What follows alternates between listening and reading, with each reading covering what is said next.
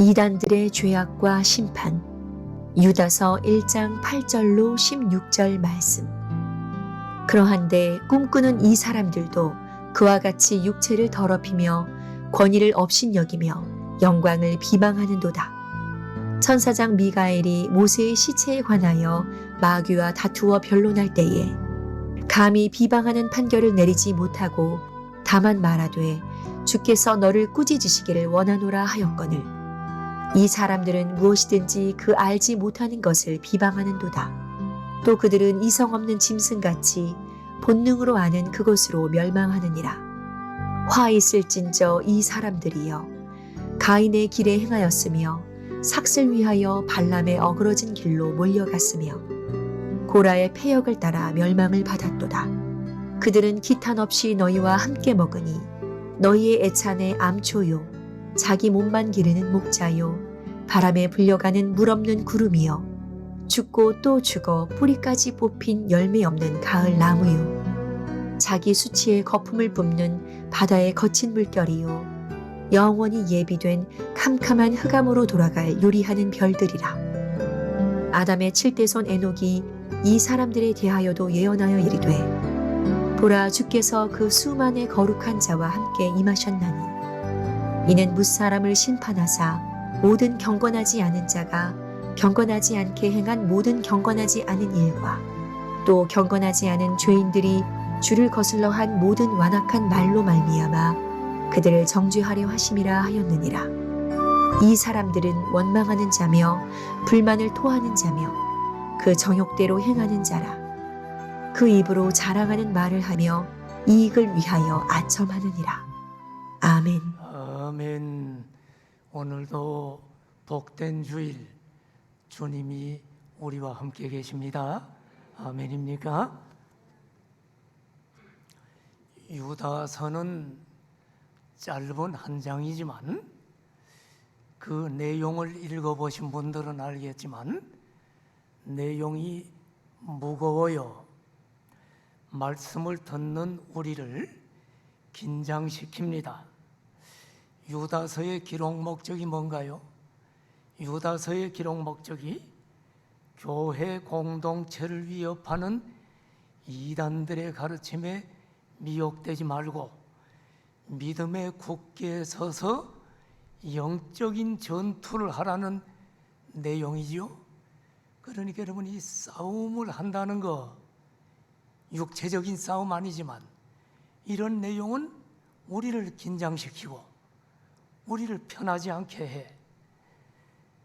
그래서 유다서 본문을 가지고 강해하는 목사인 저도 메시지를 전하면서 편안하지는 않아. 계속 죄와 심판에 대한 얘기가 나오니까. 특별히 오늘 본문은 이단들의 죄악상에 대해서 여러 가지로 지금 나열하고 있을 뿐만 아니라 그들은 최후 심판을 받아 영원한 형벌에 이를 것이라는 내용입니다. 사랑하시는 여러분, 음식을 먹을 때 부드러운 음식 죽만 먹으면 안 되죠. 여러분, 딱딱한 음식도 소화시킬 줄 알아야 그 사람이 위장이 건강한 사람인 것처럼 하나님의 말씀도 여러분이 이런저런 말씀을 잘 소화시키기를 축원합니다. 오늘은 이단들의 죄악과 심판이라는 제목으로 하나님의 말씀을 전하려고 합니다. 자, 말씀을 전하기 전에 지난주는 본문이 몇 절이었나 기억나요? 딱 3절. 그러니까 성경이 복잡하지가 않아. 3절 가지고 설명을 많이 하면 돼. 그런데 오늘은 본문이 9절입니다.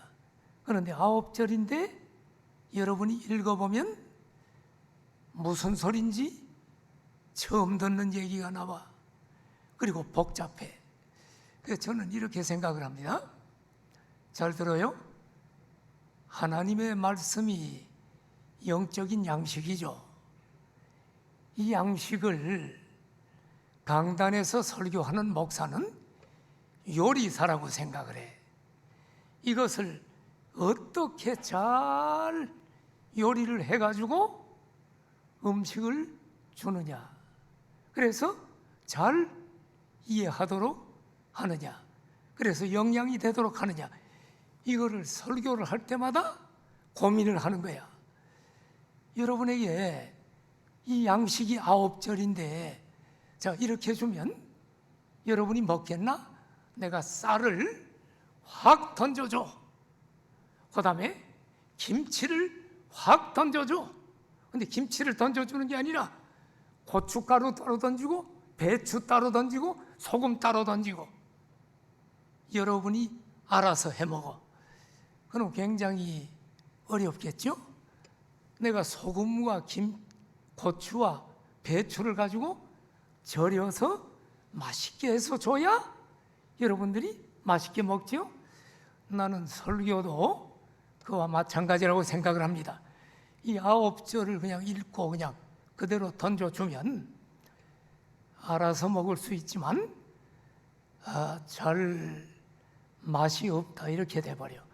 그러다 보니 본문을 놓고 어떻게 요리를 할까 하면서 본문을 분해하는 것 아닙니까?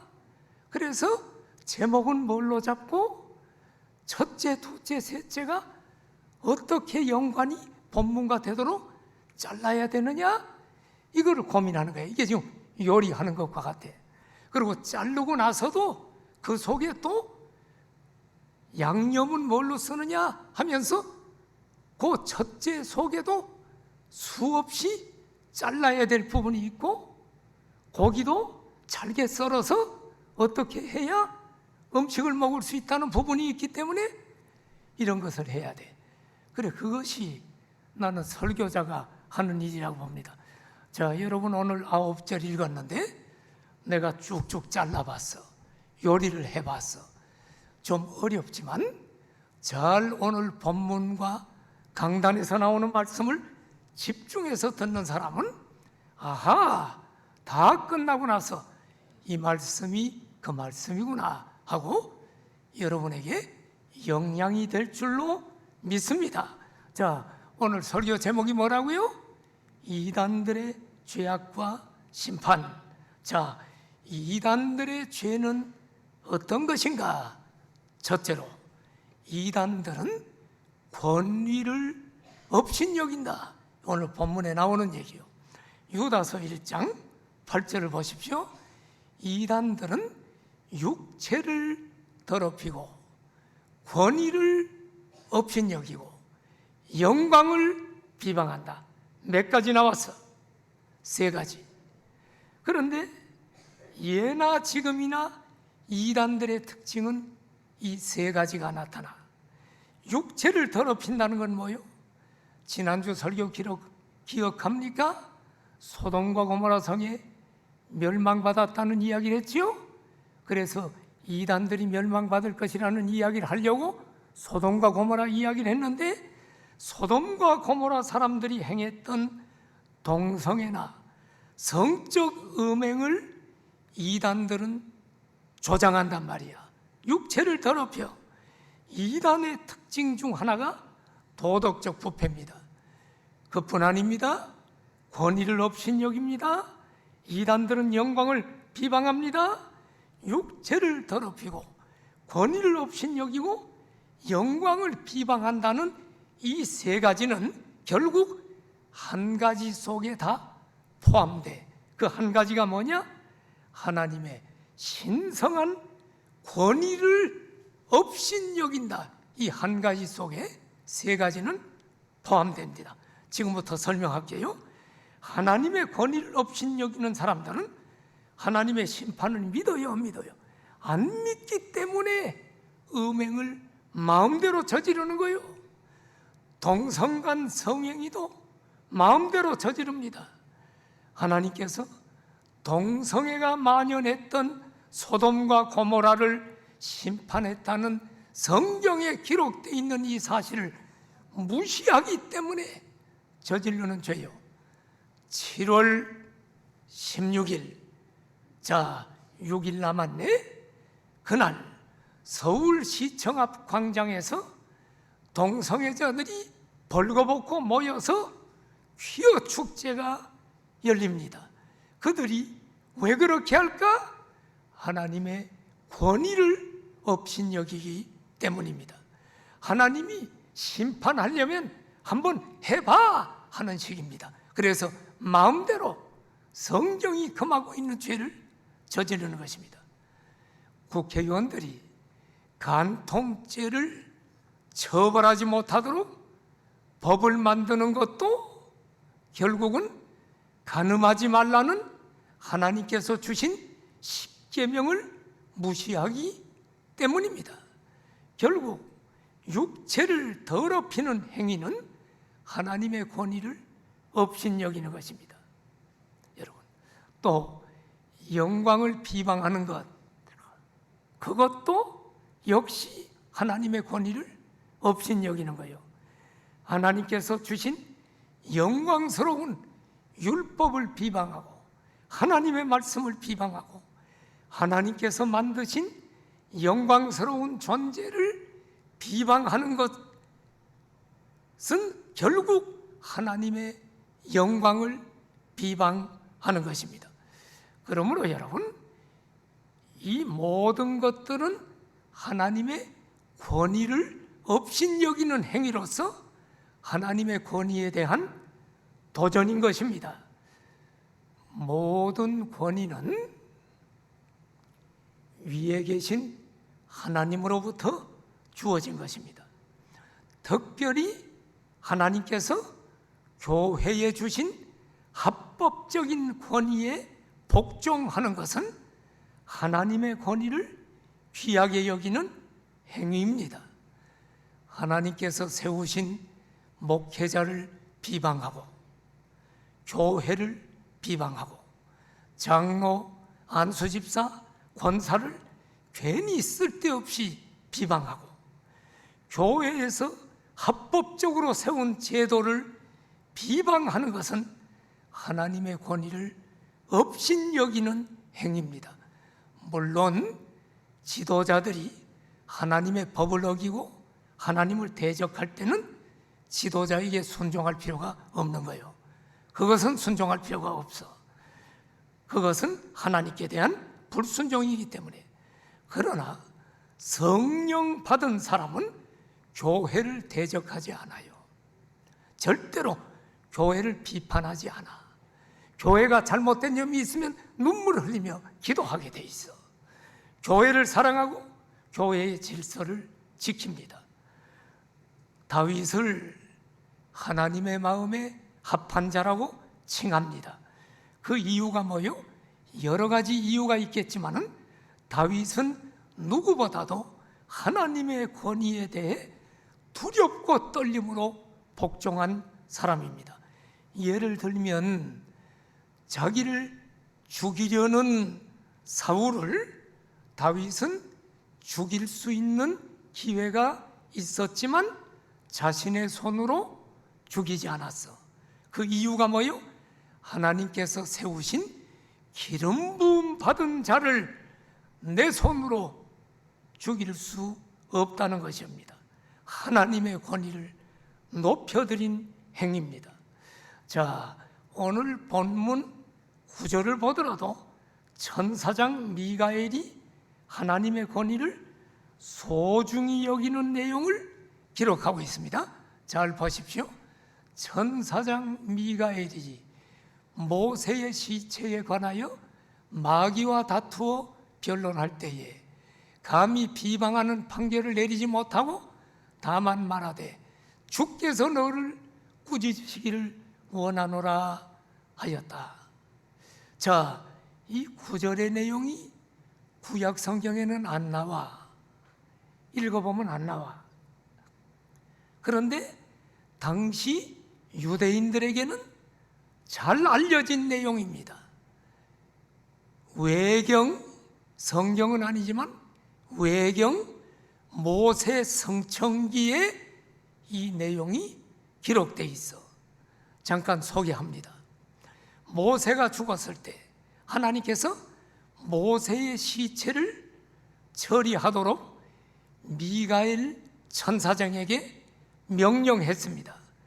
그런데 갑자기 마귀가 나타나서 미가엘에게 뭐라고 얘기를 하냐면 자기는 물질 세계를 맡고 있기 때문에 모세의 시체는 물질이니까 자기 소유라고 하면서 모세의 시신을 빼앗으려고 했습니다. 미가엘은 하나님의 명령을 받고 온 천사장입니다. 스스로의 권위와 능력으로 마귀를 꾸짖고 물리칠 수 있었지만 미가엘은 자신이 심판을 직접 행사하지 않고 단순히 마귀야, 주께서 너를 꾸짖으시기를 원하노라 라고 함으로 철저하게 하나님의 권위를 높이고 순복하는 태도를 보여주었다. 성경은 지금 이 얘기를 하고 있는 것입니다. 그러나 사탄은 어때요? 원래 하나님을 섬기던 천사장이었으나 하나님의 권위에 도전하다가 하늘에서 쫓겨나서 악령들의 우두머리인 사탄 마귀가 된 것입니다. 자, 이사야 14장 14절을 보십시오.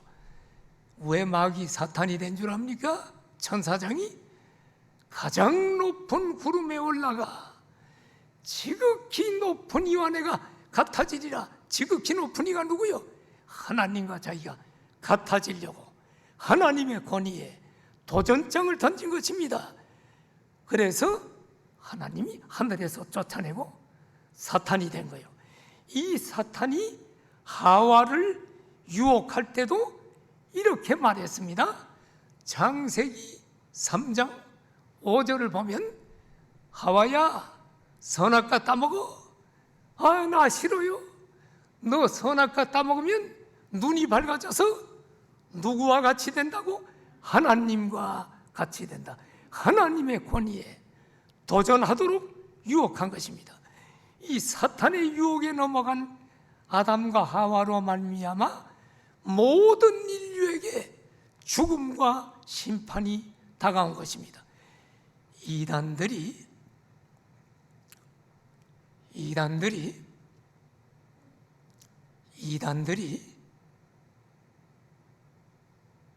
하나님의 권위를 업신여기고 그 자신의 권위를 세우려고 한 이유가 뭘까? 그게 성경에 나와. 오늘 본문 1장 8절에 보면 꿈꾸는 이 사람들, 이단 영지주의자들은 꿈꾸는 사람들입니다. 이들은 하나님의 계시인 성경 진리를 받아들이지 않고 자신들만이 참된 계시의 꿈을 얻는 듯이 말합니다. 자신들이 꿈꾸면서 그 꿈을 하나님의 계시라고 선전하기도 합니다. 그들은 스스로 만들어낸 거짓된 망상을 마치 하나님의 계시처럼 가르칩니다. 자신들만 특별한 영적인 지식을 가지고 있다고 해. 영적인 지식, 영지. 그래서 이들이 영지주의 이단이야. 자기들만이 특별한 영적인 지식을 가지고 있다고 하면서 자신들을 따라야만 구원받는다고 말합니다. 오늘 이단들 다 마찬가지야. 신천지 이만희도 자기가 다 하나님이야. 자기가 계시받고. 잘못된 거죠? 영지주의자들은 예수가 그리스도이심을 부인하고 육체와 영혼 구원은 상관이 없다고 하면서 육체적인 쾌락을 일삼았습니다. 그렇게 육체적으로 음행을 범하더라도 영혼과는 관계가 없다는 거예요. 모르는 얘기죠. 잘못된 얘기죠. 그래서 오늘 10절에 보니까 이 사람들은 알지 못하는 것을 비방해. 그들은 이성 없는 짐승같이 본능으로 하는 그것으로 멸망하느니라. 이단 영지주의자들은 기독교의 참된 진리를 제대로 알지도 못하면서 진리를 비방합니다. 이성 없는 짐승같이 육체적인 쾌락에 빠져서 하나님의 권위를 업신여기다가 마침내 멸망할 자들인 것입니다. 자, 유다서 1장 11절을 보면 이단 영지주의자들이 멸망할 것이 틀림없음을 말하면서 구약에 멸망당한 세 사람을 예로 들고 있어. 구약의 세 사람을 예로 들면서 이단 영지주의자는 반드시 멸망한다. 자, 11절 봐요. 화 있을진저 이 사람들이여. 화 있다는 거야. 이단들은 누구의 길에 행했어요? 가인의 길에 행했고, 두 번째 발람의 어그러진 길로 갔고, 세 번째 고라의 폐역을 따라갔다. 그러므로 그들이 멸망받았다. 그러므로 이단 영지주의자도 멸망받는다. 자, 여기 가인, 발람, 고라 이 세 사람은 모두 하나님의 권위를 업신여기다가 멸망당한 자입니다. 가인은 하나님의 권위를 업신여기는 자였기 때문에 믿음 없는 종교인으로 제사를 드렸어. 믿음의 제사를 드린 게 아니야. 믿음 없이 그냥 교회 나와서 예배 드린 거야. 설교 안 들어. 그저 잠자다가 가는 거야. 여러분, 가짜란 말이야. 여러분, 심판날 심판받는다는 거야. 그런데 아벨은 믿음으로 제사를 드림으로 하나님께로부터 의로운 자임을 인정받았어. 자, 성경 가지고 증명할게요. 히브리서 11장 4절에 보면 믿음으로 아벨은 가인보다 더 나은 제사를 하나님께 드림으로 너는 의로운 자라 하는 증거를 받았다. 여러분, 우리는 예수님을 믿음으로 의롭다 함을 받으심을 믿습니까? 예수님을 믿으시면 죄 용서받고 의롭다 함으로 인정받으심을 믿습니까? 바로 믿음으로 아벨은 의로한 자라는 인정을 받고 하나님께 예배를 드렸어. 그런데 가인은 똑같이 예배를 참여했어. 똑같이 일부 예배를 참여했는데 하나님이 그의 예배는 거절했다는 거야.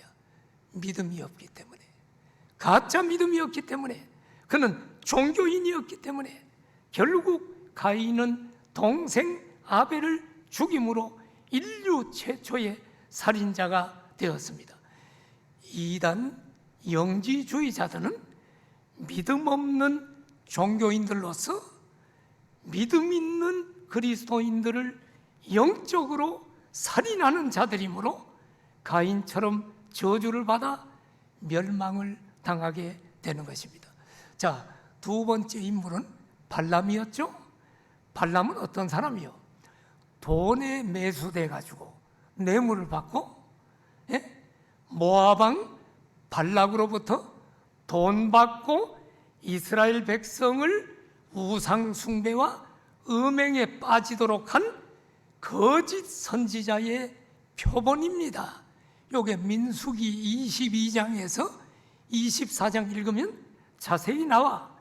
결국 하나님께서는 이스라엘과 발람 선지자 모두를 심판하셨습니다.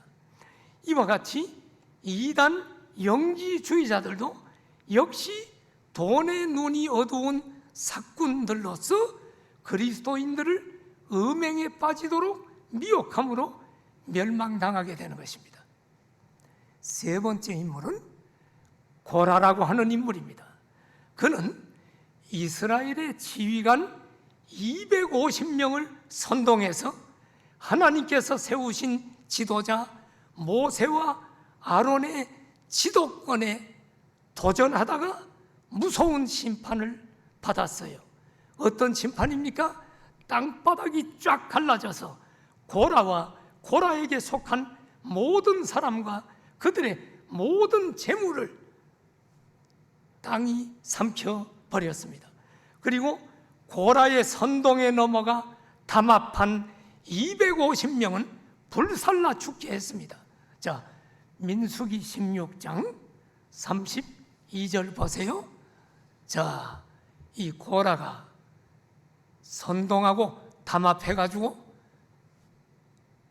권위에 도전했어. 지도력에 도전했어. 그랬더니 땅이 입을 열어서 그들과 그들의 집과 고라에게 속한 모든 사람과 그들의 재물을 삼켰다. 무서운 얘기입니다. 민수기 16장 35절에 보면 또 여러분 250명 그 고라에게 따라가 담합했던 250명은 하나님이 불살라서 심판했다. 고라의 죄는 오늘날 당을 지어서 하나님께서 세우신 교회 지도자에게 대항해서 교회를 분열시키는 자에게 주어지는 심판입니다. 하나님께서는 하나님께서 세우신 권위를 존중하는 자를 귀히 여기십니다. 그런데 이단 영지주의자들은 그리스도를 부인하고 하나님께서 세우신 사도들의 권위를 무시하고 자기들을 따라야 구원받는다고 가르쳤으니 이는 명백한 하나님의 권위에 대한 도전인 것입니다. 그들은 반드시 멸망할 것이라고 하는 말씀이 바로 방금 본 유다서 1장 11절 말씀입니다. 그런데 오늘날 이 시대는 권위를 업신여기는 풍조가 곳곳에 만연해. 가정에서는 자녀들이 부모의 권위를 무시해 부모를 꼰대라고 지금 하는 애들이 많아. 학교에서는 학생들이 선생님의 권위를 무시해. 거기다가 지금 학생 인권조례법까지 잘 만들어지면 학교 교육은 다 무너지는 거예요. 사회에서는 젊은이들이 어른들을 공경하지 않아요. 교회조차도 목사님을 존중하는 모습이 점점 사라져가 이제 종말적인 모습이 나타나고 있는 것을 봅니다. 왜 그런가요? 하나님께서 세우신 권위를 무시해도 하나님의 징벌이 당장 그 사람에게 안 나타나기 때문에 그래.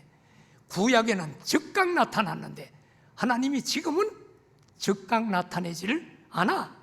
그래서 전도서 8장 11절에 보면 악한 일에 관한 징벌이 속히 실행되지 않으므로 인생들이 악을 행하는데 마음이 담대하도다.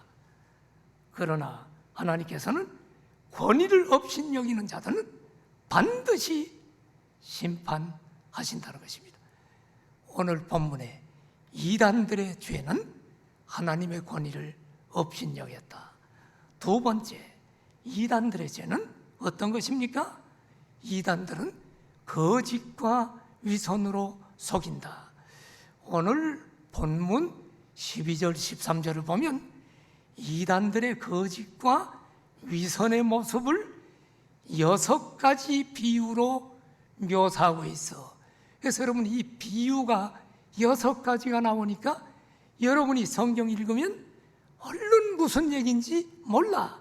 그래서 요리사가 필요한 거야. 그래서 이제 요리를 해서 6개로 나눠서 여러분 입에다가 쏙쏙 넣어줄 테니까 꼭꼭 씹어 먹어요. 아멘, 아멘. 이렇게 좋은 목사님 어디 있어요, 여러분? 맛있게 만들어가지고 입에다 쏙쏙 넣어주는데, 첫 번째, 애찬의 암초. 유다서 1장 12절에 보니까 이단들은 애찬의 암초로 그래요. 이게 뭔가, 애찬이라는 것은 사랑의 음식을 나누는 걸 애찬이라고 하는데, 초대교회는 아가페라고 하는 이름의 애찬을 통해 성도들의 사랑의 교제를 나누었어. 이단들은 교회에 가만히 들어온 자들로서 진짜로 예수님 믿는 척하면서 성도들과 함께 애찬을 먹으면서 교제했습니다. 그러나 이단들의 목적은 성도들을 미혹하려고 하는 거야. 그래서 교회를 파괴하는 것입니다. 보이지 않는 암초가 큰 배를 파손시키는 것처럼 이 이단들은 교회에 가만히 들어와서 형제를 무너뜨리고 교회를 파괴하는 암초였습니다. 그래서 애찬의 암초라고 하는 거예요. 두 번째 비유는 이단들은 자기 몸만 기르는 목자다. 다시 12절을 보면 자기 몸만 기르는 목자라고 나오죠. 이 말은 뭐요? 이단들은 하나님의 양들인 성도들을 자기들의 배를 채우기 위해서 이용한단 말이야. 한마디로 사꾼 목자란 말이야. 돈 때문에 신학교 가고, 돈 때문에 목사 되고, 돈 때문에 목회하고, 바로 이들입니다. 영혼들을 사랑하는 게 없어. 세 번째, 이단들은 바람에 불려가는 물 없는 구름이다. 이건 또 무슨 소린가? 자, 본문 12절부터 봐. 성경은 항상 있는 걸 지금 얘기하는 거니까 확인하라고 지금 성경을 띄우는 거예요. 이단들은 바람에 불려가는 물 없는 구름. 자, 설명을 들어봐요. 농부들이 구름을 보면 무슨 생각을 할까? 아, 비가 오겠네. 농사가 잘 되겠다. 땅이 갈라졌는데 비가 와야지 하고 희망을 가져. 그런데 가만히 구름을 보니까 바람에 쭉 불려가네. 비는 없고 바람에 불려가는 물 없는 구름을 보면서 농부는 속았네. 실망하게 된단 말이야. 결국 이 얘기는 뭐냐? 이단들은 결국 거짓과 위선으로 속이는 자이기 때문에 물 없는 구름처럼 성도들에게 아무런 유익을 줄 수가 없다, 이 얘기입니다. 이해가 됩니까? 이렇게 요리를 해서 쏙 집어넣어 주니까 맛있습니까? 맛없다는 사람이 한 7명이나 되네. 어떻게 해줘야 맛있나? 그 사람은 듣지도 않는 사람 어떻게 해줘야 맛있나? 이렇게 지금 성경 놓고 지금 예를 들어서 설명해 줘도. 자, 네 번째, 이단들은 뿌리까지 뽑힌 열매 없는 가을나무라고 성경은 얘기해. 성경은 참 기막힌 표현들이 많아. 자, 본문 12절을 봐. 여기 분명히 뿌리까지 뽑힌 열매 없는 가을나무. 근데 그 앞에 보면 죽고 또 죽어. 이단은 지금 2번 죽은 거야. 뿌리도 뽑히고 열매도 없고 뿌리까지 뽑힌 열매 없는 가을나무. 이 말이 뭐예요? 왜 가을나무래? 가을에는 보통 열매가 맺히는 게 가을 아니요. 열매를 기대하는 때가 가을이잖아. 그런데 이단들은 예수님을 믿지 않는 가짜들이기 때문에 성령님이 그 안에 없기 때문에 성령의 열매를 맺을 수가 없어. 그리고 뿌리까지 뽑혔다는 것은 완전히 끊어진, 죽었다는 얘기 아닙니까? 하나님으로부터 영적으로 끊어진 죽은 자란 말이야. 그들이 가르치는 것이 아무리 성경 가지고 희한하게 가르치더라도 그것은 생명이 없어. 그들에게는 성령이 없기 때문에 성령의 능력을 여러분이 체험할 수가 없다. 그게 뿌리까지 뽑힌 열매 없는 가을나무야. 5번째는 이단들을 이렇게 비유합니다. 자기 수치의 거품을 뿜는 바다의 거친 물결. 자, 13절을 보니까 분명히 그 말이 나오지요. 자, 이단들은 자기 수치의 거품을 뿜는 바다의 거친 물결. 무슨 말일까? 바다에 가면 파도가 높이 막 엄청난 기세로 밀려옵니다. 대단한 기세로 보입니다.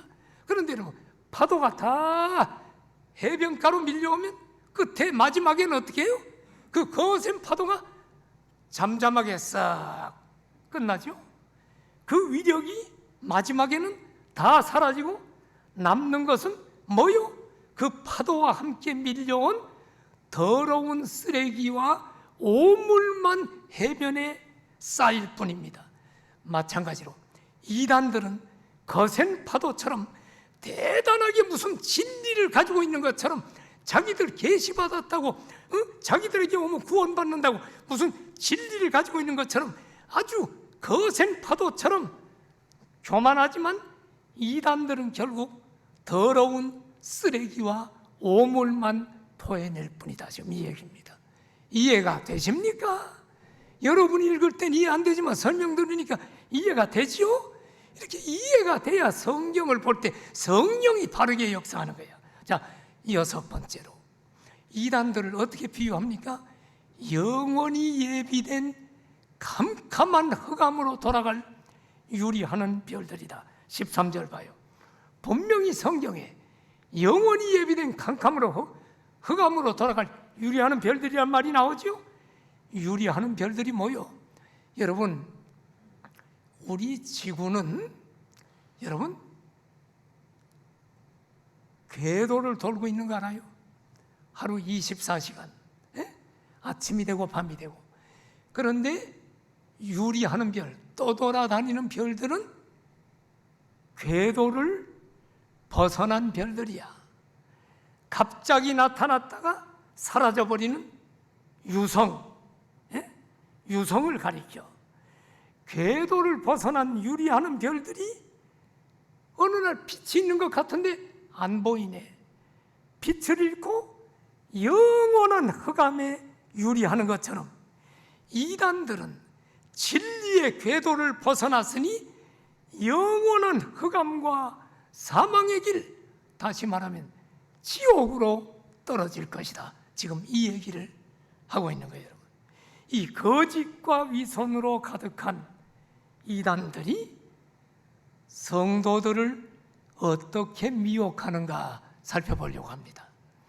이단들이 성도들을 거짓과 위선으로 가득 차서 어떻게 미혹하는가? 첫째는 원망과 불만을 통해 미혹합니다. 오늘 성경에 다 있는 거요. 16절 봐요, 여러분. 이 사람들은 원망하는 자며 불만을 토하는 자다. 이단들은 하나님을 원망해. 거기에 넘어가면 안 돼요. 성도가 어려운 일이 생겨? 그러면 하나님도 너무 하시지. 내가 열심히 교회 가서 내가 11조도 내고 교회 잘 다녔는데 왜 나한테 이런 어려움을 줘? 이런 원망하는 사람들이 이단의 밥이야. 그리고 목사나 교회를 비판하도록 만들어.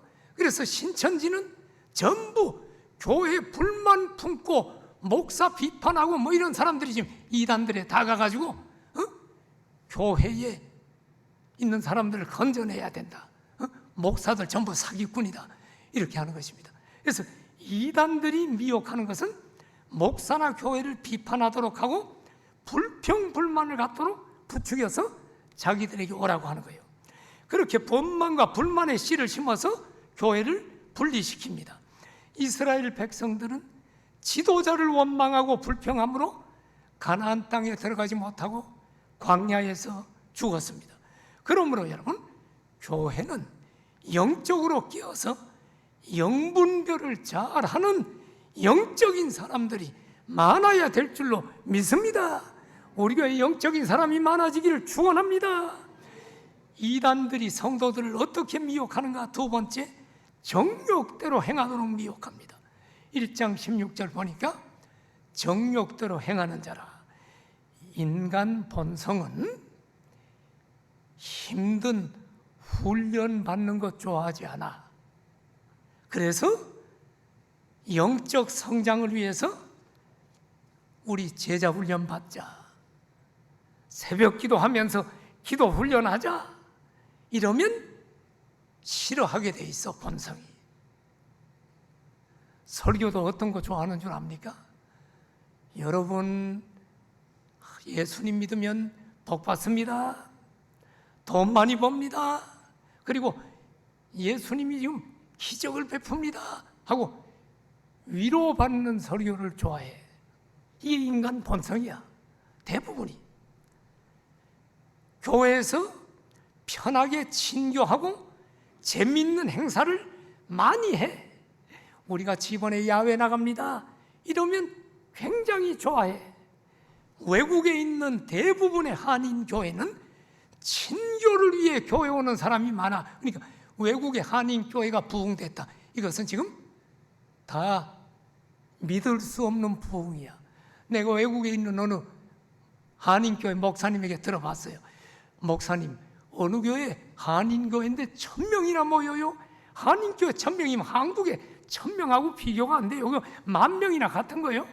한인들 숫자가 제한되어 있는데 1000명에서 와, 굉장히 많이 모이네요. 그랬더니 한인교회 목사님이 내게 직접 한 얘기야. 뭐라고 했냐면, 목사님, 한인교회 성도들은 럭비공입니다.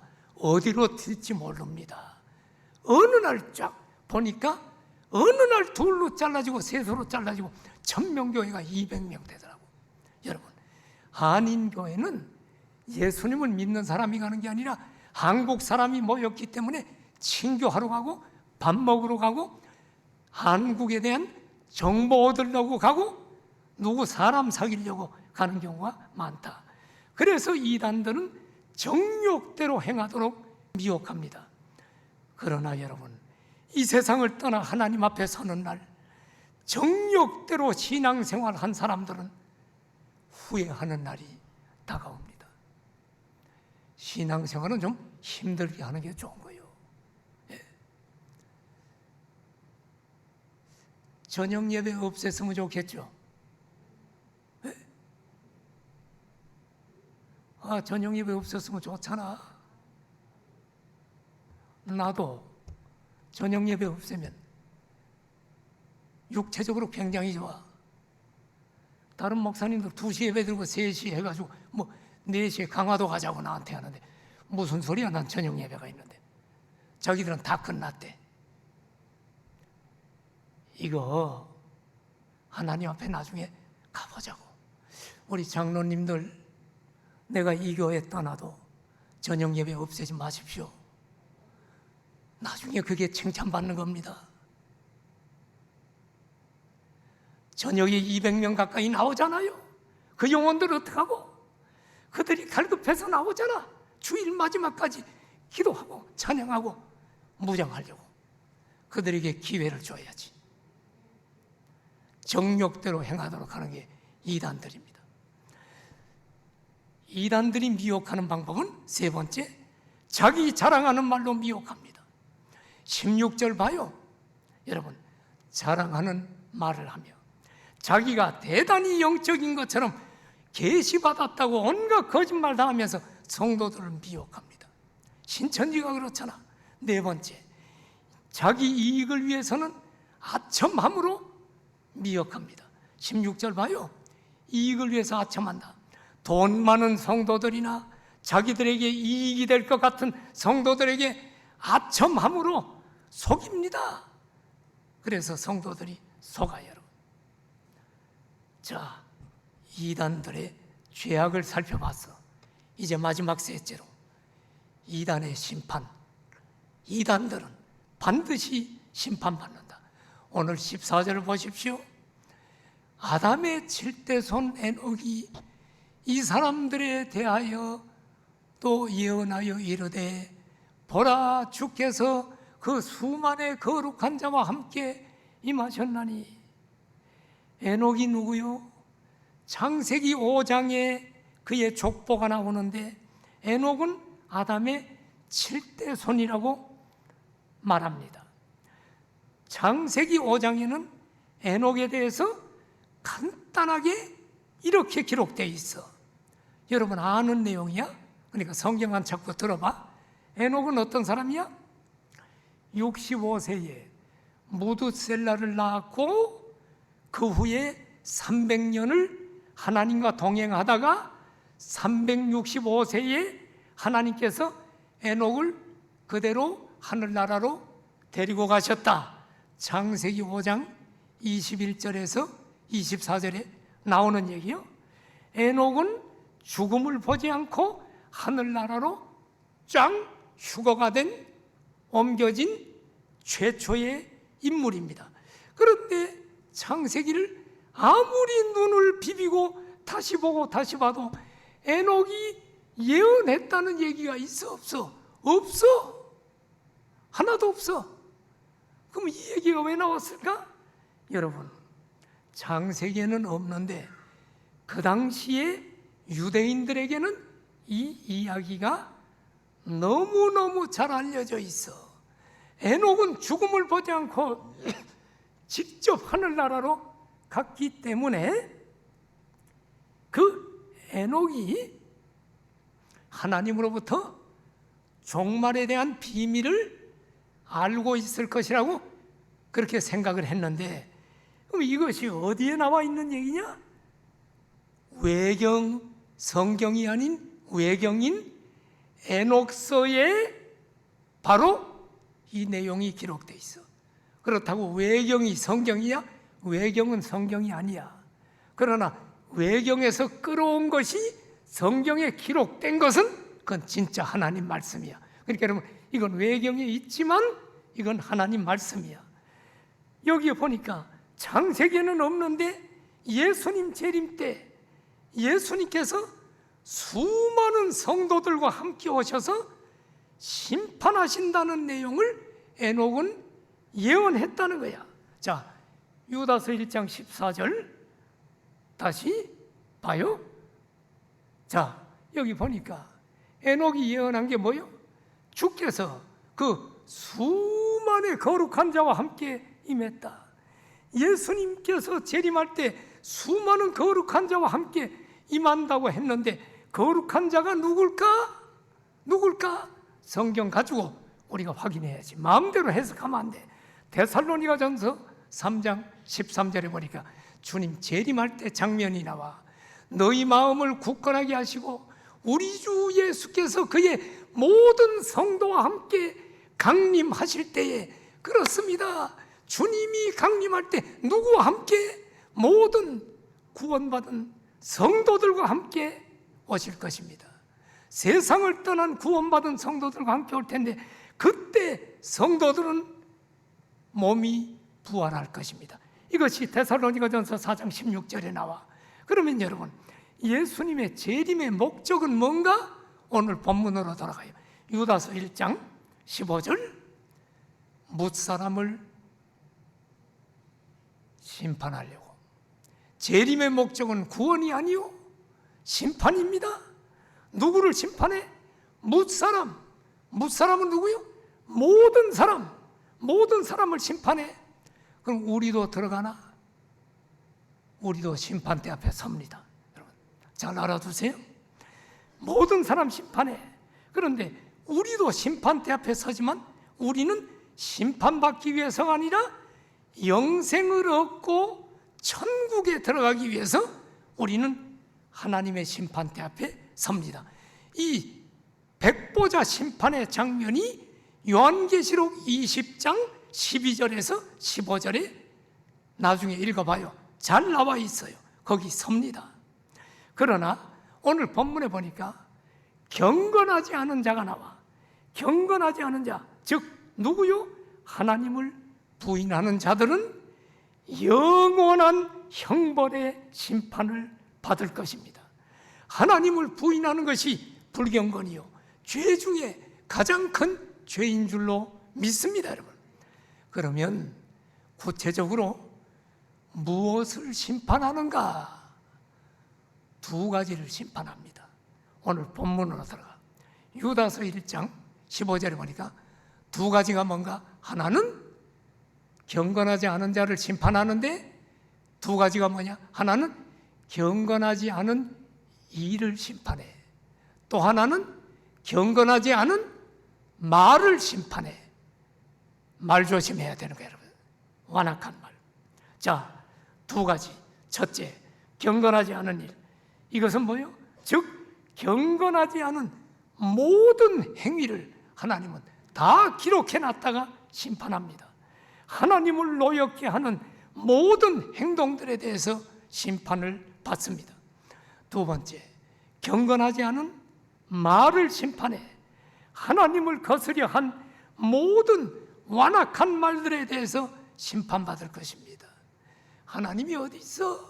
하나님을 망령되이 일컬지 말라고 했는데 함부로 하나님께 대해서 모욕하고, 이단들은 자기들이 하나님이라고 하면서 하나님을 모욕합니다. 반드시 심판받습니다. 그리스도께서는 최후의 심판대에서 이단들을 비롯해 하나님을 대항한 모든 악한 자들을 그들의 행위와 말을 따라 심판할 것입니다. 이 재판은 고등법원, 대법원에 상소할 수가 없어. 이날 받는 재판은 완벽하신 증거를 가지고 계신 하나님께서 단 한 번으로 최종 결정을 하실 것입니다. 성도 여러분, 이런 말씀을 읽고 들을 때 우리는 옷깃을 여미고 자신을 돌아보는 시간이 되어야 할 줄로 믿습니다. 이 혼탁한 시대에 믿음에 굳게 서서 자신을 지키며 영적인 싸움에 승리하는 우리 성산의 가족 모두 되어지기를 축원합니다. 고개 숙여 기도합시다. 성도 여러분, 우리 함께 기도해요. 유다서는 초대교회 이단들의 죄악과 심판에 대해서 기록했지만 오늘날도 이 말씀은 우리가 잘 받아야 됩니다. 오늘날도 이단들이 많아요. 이단들의 죄가 뭔지를 우리가 봐야 돼. 그리고 이단들이 저지른 그 죄를 우리는 따라가면 안 돼. 통성으로 기도하며 하나님, 늘 영적으로 바르게 깨어서 믿음으로 살다가 주님 오시는 날 할렐루야 하며 주님을 맞이하게 하여 주옵소서. 기도합니다. 할렐루야. 하나님 감사합니다. 오늘 유다서를 통하여 당시에 기독교인들을 미혹하던 이단들의 죄악상을 하나님이 낱낱이 오늘 알려주시고 우리에게도 경종을 주심을 감사합니다. 이단들의 죄악을 우리가 오늘 살펴봤사오니 하나님, 이단들의 그 하나님의 권위를 업신여기는 죄를 우리는 짓지 말게 하시고 거짓과 위선을 우리는 아버지 행하지 말도록 도와주시고 반드시 심판이 있다는 사실 앞에 우리가 겸손하게 주님만을 끝까지 초심을 잃지 않고 섬기는 우리 성산의 가족이 되게 하여 주옵소서. 예수님 이름으로 기도드립니다. 아멘.